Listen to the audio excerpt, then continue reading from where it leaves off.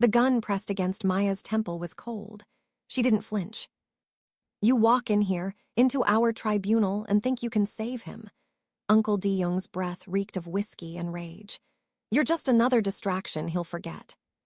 Across the room, T strained against the two men holding him down. Blood dripped from his split lip. Touch her and I'll kill every single one of you. Maya's voice was steady. Go ahead, pull the trigger. But then you'll never know where I hid the evidence of your embezzlement. The files disappear if I don't check in every 12 hours. The room went silent. 3 weeks earlier, Maya Okonkwo had woken up in a stranger's bed with the worst hangover of her life and zero memory of how she got there. The floor-to-ceiling windows revealed Seoul's skyline bathed in morning gold, silk sheets that probably cost more than her rent, and a man sitting in the corner chair watching her like she was the most fascinating thing he'd ever seen. Park Tae-hyun, tattooed hands, sharp jawline, eyes that looked like they'd seen too much and felt too little. Good morning, Maya. His voice made her stomach flip. She grabbed her dress from the floor. This was a mistake. Was it? He stood, moved closer. You told me last night you were tired of being invisible, that everyone looks through you like you're not even there. Maya froze. She had said that. Between the 4th and 5th soju bomb, crying about her ex who'd cheated with her skinnier, lighter-skinned roommate. I see you, T said softly. That's your problem. She fled. Back at Club Azure, Maya slipped into her hostess routine. Smile, pour drinks, dodge wandering hands, laugh at jokes that weren't funny. She was good at disappearing into the role, becoming whatever kept the tips flowing. She needed everyone to finish her MBA and get out of this life. But that night, T walked into her section. He sat alone, ordered the most expensive whiskey, and didn't take his eyes off her. When a drunk businessman grabbed Maya's waist, T's glass shattered in his hand. The entire club went quiet. The mama-san rushed over. Mr. Park, please, I'll handle. Get his hands off her, now. The businessman was escorted out. T's hand was bleeding. Maya grabbed napkins without thinking, wrapping his palm. His skin was warm under her fingers. You shouldn't have done that, she whispered. I shouldn't have done a lot of things. His eyes locked on hers. But I'm going to do them anyway. He came back the next night, and the next, always her section, always watching. The other hostesses whispered that Park Tae-hyun owned Club Azure, and half the clubs in Gangnam, and things far more dangerous than nightlife. On the 3rd night, Maya was called into the manager's office. You're terminated, effective immediately. The mama-san wouldn't meet her eyes. Here's your severance, please leave. The check was for 6 months' salary. Maya's hands shook with rage as she climbed the stairs to the private offices above the club. She'd heard about them but never been up here. Dark hallways, expensive art, men in suits who looked like they killed people for a living. She didn't care. She burst through the double doors at the end. T sat behind a massive desk, city lights behind him. He didn't look surprised. You got me fired, Maya's voice cracked. What the hell is wrong with you? Sit down. I will not sit down. That was my job, my rent, my life. You don't get to just. I couldn't watch them touch you anymore. T's voice was quiet, but something violent lurked underneath.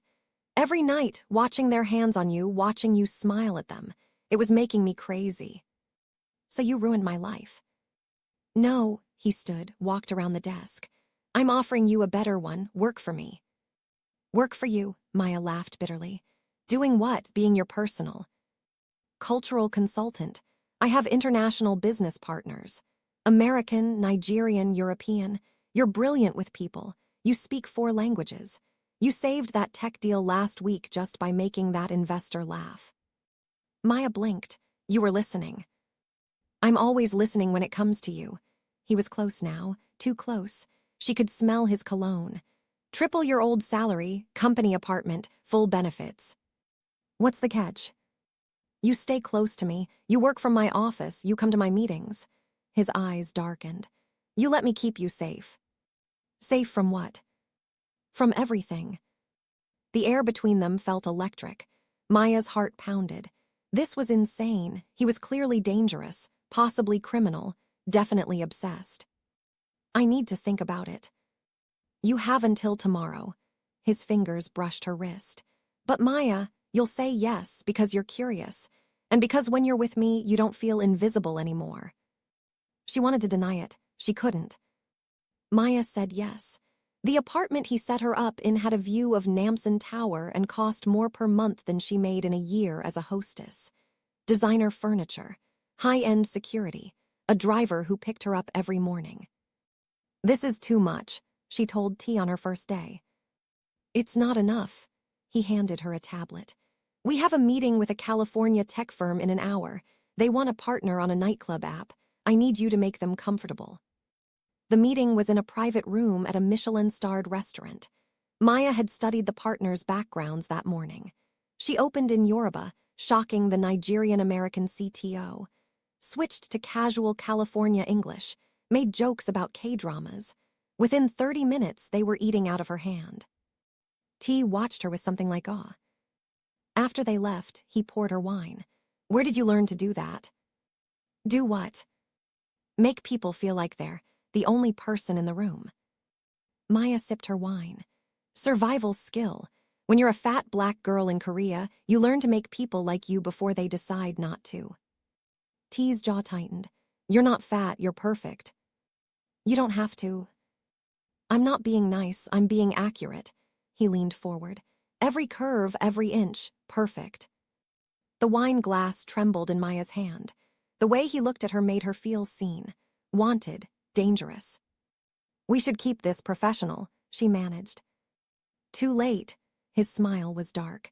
It stopped being professional the moment I saw you. Over the next 2 weeks, Maya learned things about T's world. The nightclub app was partly legitimate, partly a way to launder money. The men in suits weren't just employees, they were enforcers. The meetings in back rooms weren't about business deals. They were about territory, protection, things that made Maya's stomach turn. But she also learned about T, how he'd inherited this life from his father, how his mother died when he was 12, how he'd tried to go legitimate 3 times and been pulled back each time by family obligation, how he hated violence but was terrifyingly good at it, and how he disappeared into bathrooms and came back with sharper eyes and a numbness around the edges. You're using, Maya said one night after everyone else had gone home. They were alone in his office, going over contracts. T didn't deny it. I am. Cocaine. Does it matter? Yes, she closed her laptop. T, you're killing yourself. I've been killing myself slowly for 10 years. This just speeds up the process. Why? He looked at her for a long moment. Then he pulled out a small bag of white powder from his desk drawer, set it between them. You want to know why? Because this is the only thing that makes me feel nothing. And feeling nothing is better than feeling what I actually feel. Which is? Trapped, angry, responsible for every terrible thing my family does. He opened the bag. Guilty for every life I've ruined, every person I've hurt, every. Maya grabbed the bag and threw it in the trash. No. Excuse me. I said no, not in front of me, not while I'm here. T's expression turned cold, dangerous. You don't give me orders. Then fire me. Maya stood her ground. But I won't sit here and watch you destroy yourself. For a terrifying moment, she thought he might actually hurt her. His eyes went flat, empty. Then something cracked. He slumped back in his chair. Why do you care? Because, Maya's voice softened. Because when I'm with you, I don't feel invisible either. T looked up at her, really looked. Then he stood, crossed to her, and kissed her like she was oxygen and he was drowning. Maya kissed him back. It was desperate, hungry, wrong and right at the same time. His hands tangled in her hair. Her fingers traced his tattoos. Years of loneliness and pain poured into that kiss. When they finally broke apart, both breathing hard, T pressed his forehead to hers. I can't promise you anything good, he whispered. I don't need good, I need real. They made it to the leather couch in his office. Clothes came off in stages. He worshipped every inch of her body like she was art. She traced every scar, every tattoo, every piece of damage he carried. When he entered her, he said her name like a prayer. Afterward, tangled together, Maya felt his heartbeat against her cheek. "I'll try," he said quietly. "For you, I'll try to be better." But trying wasn't enough. The next week, Maya met T's family at a formal dinner in a traditional hanok. His father, Park Jinwoo, was silver-haired and sharp-eyed. His uncle, Park Tae-hyun, was cold and calculating. His sister, Jaiwoo, was 19 and looked like she wanted to disappear. "So this is the African girl," Uncle Tae-hyun said in Korean. He didn't know Maya spoke it fluently. "Yes, Uncle," T replied in English. "Maya is my business partner." "How exotic." Tae-hyun's smile didn't reach his eyes. "Tell me, Maya, what do you know about our family business?" "I know you run clubs, real estate, and import-export." Maya smiled pleasantly. "I also know you're considering expansion into Southeast Asia, but the Chinese triads are making that complicated." The table went silent. T's father actually laughed. "She's sharp, nephew. I'll give you that." But Uncle Tae-hyun's expression darkened. "Sharp enough to be dangerous." Later in the garden, Jaiwoo pulled Maya aside. "You need to be careful. Uncle Tae-hyun doesn't like that my brother brought you in. He thinks you're a weakness." "Am I?" Jaiwoo looked at her sadly. "Yes, but maybe that's what my brother needs, someone who makes him weak enough to be human." That night, T was distant. Maya found him in his apartment, staring at the city lights. "Your uncle hates me." "My uncle hates everyone. Don't take it personally." "T, what's really going on?" He was quiet for a long time. Then, "There's going to be a succession soon. My father is sick. Cancer, 6 months, maybe less. Uncle Tae-hyun thinks he should take over. I'm supposed to take over, but I don't want it." "Then don't take it." "It's not that simple. This is a family business. You don't just walk away." "Why not?" T turned to her. "Because people who try to walk away end up dead." A chill ran down Maya's spine. "T, I shouldn't have brought you into this. I was selfish. I wanted you close, and I didn't think about what it would cost you." Maya crossed to him, took his face in her hands. "I chose this. I chose you." "You chose a lie. You don't know what I really am." "Then show me." He did. Over the next week, T stopped hiding his world from her. She saw the violence, the money-counting rooms, the meetings where men decided who lived and died, the drugs being moved through the ports, the protection rackets, the blood that financed their luxury. And she saw his addiction up close. The crashes, the paranoia, the moments where he didn't recognize her, the shame in his eyes afterward. "I've tried to quit 100 times," he admitted one night, shaking from withdrawal. "I can't do it." "You've never had a reason before," Maya held him. "Now you do." But before T could get clean, everything exploded. A shipment went missing. $2 million worth of product. T was blamed. Uncle Tae-hyun called an emergency family meeting. "Your nephew is a liability," Tae-hyun announced to the gathered family. "He's unstable, compromised by drugs and by this foreign woman. He's lost us millions." T's father looked old, tired. "What do you suggest?" "Step down, let me take over, send T away. Somewhere he can't cause more damage." "You mean kill him," Maya said from the doorway. Everyone turned. "That's what send away means in your world, right?" "Who let her in here?" Tae-hyun snapped. "I let myself in." Maya walked to T's side. "And I know exactly what happened to that shipment. It didn't go missing, it was redirected." "Careful, girl," Tae-hyun warned. "By you," Maya pulled out her phone. "I've been tracking the family finances for weeks. T taught me the systems. I found the discrepancies, the offshore accounts, the payments to the Port Authority. You stole your own shipment to frame him." The room erupted. Tae-hyun lunged for Maya. T moved like lightning, putting himself between them, a gun appearing in his hand from nowhere. "Touch her and you're dead, uncle." T's father stood slowly. "Is this true, Tae-hyun?" "She's lying. She's manipulating him. She's—" "Answer the question." Tae-hyun's face twisted with rage. You were going to give everything to that drug-addicted failure. I've worked for this family for 40 years. I deserve. You deserve nothing. T's father's voice was ice. You stole from your own blood, called a tribunal. He looked at his son. I'm sorry, T. I should have seen it sooner. But Di-young wasn't done. Fine. Then let's have a real tribunal. Let's vote on whether your son is fit to lead, whether this woman has compromised him beyond repair. And that's how Maya ended up with a gun to her head. The tribunal was held in a warehouse on the outskirts of Seoul. The family's inner circle. 20 men in expensive suits who'd known T since he was born. Men who'd watched him grow up in blood and violence. Di-young made his case. He's weak, addicted, controlled by a woman he met in a club. He's lost us money, respect, territory. If we let him lead, we'll be destroyed within a year. Then it was T's turn. He stood, bloodied but defiant. Everything my uncle says is true. I am an addict. I did fall for a woman I barely know. I have made mistakes. He looked at Maya. But I'm also the only one here who wants to build something that lasts, something beyond violence and fear. My father built an empire on blood. I want to build one on legitimate business, real power, the kind that doesn't end in prison or graves. Weakness, Di-young spat. He wants to go soft. I want to survive, T cut him off.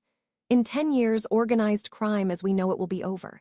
Technology, surveillance, international cooperation. We need to evolve or die. I have a plan. Legitimize 60% of our operations. Keep the rest small and contained. Maya has connections we need. Intelligence we need. She's not my weakness. She's our future. The men murmured, considered. Then Di-young pulled his gun and grabbed Maya. Which brought them to now.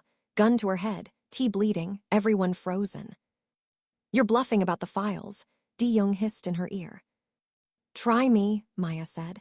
I sent copies to 3 different lawyers with instructions to release everything to the police if I don't check in. Your embezzlement. Your side deals with the Chinese. Your plans to kill your own nephew. All of it. She's lying, but Di-young's voice wavered. T's father stood. Di-young put the gun down. No, I won't let some foreign whore destroy everything we've built. You destroyed it yourself. The old man's voice was final. You let greed make you stupid. You forgot the first rule, family above all. You put a gun to an innocent woman's head. You're done. For a moment, Maya thought Di-young might actually shoot her. His hand trembled. His finger tightened on the trigger. Then Min-jun, T's head of security, put his gun to Di-young's head. Sorry, boss, but I like her better than you. The standoff broke. Di-young was disarmed, dragged away. The tribunal voted quickly. Exile, not death, but exile that meant he could never return to Korea. Maya's legs finally gave out. T caught her. You're insane, he breathed. You could have died. So could you, she cupped his face. I wasn't letting that happen. The files, were they real? Every word, she smiled shakily. You taught me to always have leverage. He kissed her, right there in front of everyone. A kiss that tasted like blood and relief and something that might have been love. But they weren't safe yet. 3 days later, T checked into a private rehab facility. 30 days minimum. No contact with the outside world. Maya drove him there herself. I'm scared, he admitted in the car. What if I can't do it? What if without the drugs I'm nothing? Then you'll be nothing. Maya took his hand. And I'll still be here when you come out, because I don't love you for what you do or how you cope. I love you for who you are underneath all of it. You love me. Stupidly, completely, yes. He kissed her knuckles. I've never had anyone love me before, not really. Get used to it. She visited twice a week, watched him struggle through withdrawal, held him through tears, celebrated small victories. He looked worse before he looked better. Thinner, shaking, raw. But slowly, color returned to his face, clarity to his eyes, life. On day 28, he told her, I'm terrified of leaving here, of going back to that world and falling again. Then don't go back, build something new. With you. If you want me. Maya, I've wanted you since the moment I saw you trying to be invisible in that club. You were the brightest thing in the room, and you didn't even know it. She started crying. I was so broken when I met you. So was I, maybe. We needed to be broken, so we could put each other back together the right way. But on day 30, when Maya arrived to pick T up, Min-jun was waiting instead. We have a problem. Di-young had ordered a hit before his exile, a professional from Japan. The target, both T and Maya. We need to move you both to a safe house, now. They made it 3 blocks before the ambush. Bullets shattered the windows. The driver slumped over the wheel. Min-jun shoved Maya to the floor, returning fire. T, fresh out of rehab, grabbed her and ran. They ended up in an alley, trapped, 3 men with guns advancing. Min-jun stepped between them and the gunmen. Go, I'll hold them off. Min-jun, no. Gio. The sound of gunfire followed them. They ran until Maya's lungs burned, ended up in a subway station, lost in the crowd. T's hands shook, but not from drugs, from adrenaline, from fear. Min-jun, he whispered. He's dead, he died for us. Maya held him as he broke. Right there on a subway platform, surrounded by commuters, T finally let himself feel everything he'd been numbing for years. The grief, the guilt, the rage, all of it. When he finally looked up, his eyes were different. Clear, decided. I'm done, he said. No more half measures, no more trying to balance both worlds, I'm out. Your father will understand or won't, but I'm not doing this anymore. I'm not letting anyone else die for me. He took her face in his hands. I want a life with you, a real one. Is that still possible? Yes, Maya breathed. Yes. They spent that night in a love motel in Gangnam, cheap and anonymous. T made love to her like it was the first time. Slow, reverent, honest. No drugs, no walls, just him finally completely present. I see you, he whispered afterward. All of you, and you're beautiful. Maya traced the tattoos on his chest. I see you too, and you're not a monster, you never were. What am I then? Someone who deserves a second chance. He chose life, told his father he was out. To his surprise, the old man smiled. I was hoping you'd say that. I never wanted this life for you. I wanted you to be stronger than me, smart enough to walk away. He coughed, weak from chemo. Build something real, son. With that woman who loves you enough to face down my brother with nothing but courage. That's rare. 6 months later, Maya sat in their apartment, a modest place in Hongdae, not the penthouse, and watched T cook. He was 180 days sober, running a legitimate consulting firm for businesses wanting to enter the Korean market. His past was still there, still complicated, but he was building something new. Jae-woo had moved in with them temporarily, while she studied for her college entrance exams. Free of the family business, she was thriving. Your jollof rice is getting better, Maya teased as T stirred the pot. High praise from a Nigerian, he grinned. It still startled her sometimes how much lighter he looked, how much younger. I talked to my mom today, told her about you. And she wants to meet you, asked if you're going to make an honest woman out of me. T set down the spoon, pulled something from his pocket, a small box. I was planning to wait, do this properly. Romantic dinner speech, the whole thing. He opened it. A simple gold band with a small diamond. But your mom asked so. Maya's heart stopped. I'm not good at speeches anyway, T continued. So I'll just say this, you saved my life. Not by fixing me, but by making me want to fix myself. You saw something in me I didn't know was there. You loved me when I was unlovable. His voice cracked. Will you marry me? Maya launched herself at him. Yes, yes, you ridiculous man, yes. They kissed. Jae-woo cheered from her room. The jollof rice burned. Neither of them cared. That night, tangled in bed, Maya traced the new tattoo on T's chest. Her name, in Yoruba, over his heart. When did you get this? Last week. I wanted you with me always. You know tattoos are permanent, right? What if I turn out to be terrible? Then I'll be stuck with a terrible wife I love. He kissed her forehead. But you won't. You're magic, Maya. You made me believe in good things again. We made each other believe, she corrected. Outside, Seoul glittered. Inside, two people who'd been broken found wholeness in each other.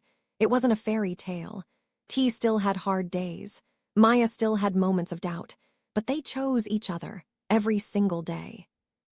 And that was the most powerful thing of all. If this story captured you, hit that subscribe button for more emotional romance stories. Drop a comment telling us what you thought about Maya and T's journey. Would you have stayed or run? And smash that like button if you believe love can heal even the darkest hearts. New story every week. See you next time.